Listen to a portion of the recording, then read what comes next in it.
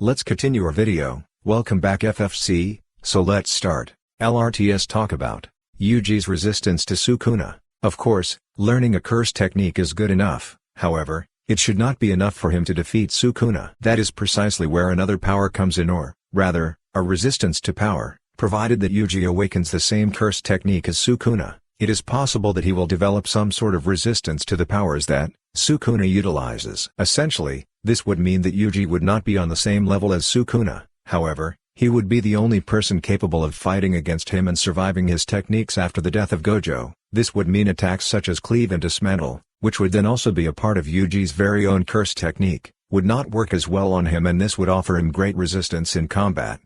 Fans have already seen Yuji being hit by countless slashes in the past and, much to their surprise, he did manage to survive them. Similar to how Kashimo was able to resist Sukuna's lightning-based attack because he possesses the same cursed energy, Yuji can potentially resist attacks centered around cleave and dismantle, because, in his case, he would then be using the very same curse technique as well. This would make him the only contender to potentially defeat Sukuna, and that is one way the story could go about it. So how Yuji vs Sukuna could end. At the end of the day, Sukuna absolutely has to fall if the story is to make sense. Having the villains win is absolutely pointless and defeats the purpose of the entire story. While the idea of the bad guys winning might be entertaining to some readers, it defeats the entire purpose of the story and, at the same time, destroys any message that the story has to tell. Furthermore, this is a story that is aimed primarily at kids. Teenagers as young as 12 or 13 years old are supposed to read the story, and for them to see such a gloomy ending would be incredibly ridiculous. As such, the good guys have to win and the likes of Kenjaku and Sukuna absolutely have to fall. There is no better candidate for defeating Sukuna than Yuji, and he has to do it in one way or another. The good thing is that Yuji is not alone. Either Yuji gets on the same level as Sukuna and gains resistance to his curse technique, or, fans can see the students of Gojo put together their effort and defeat him.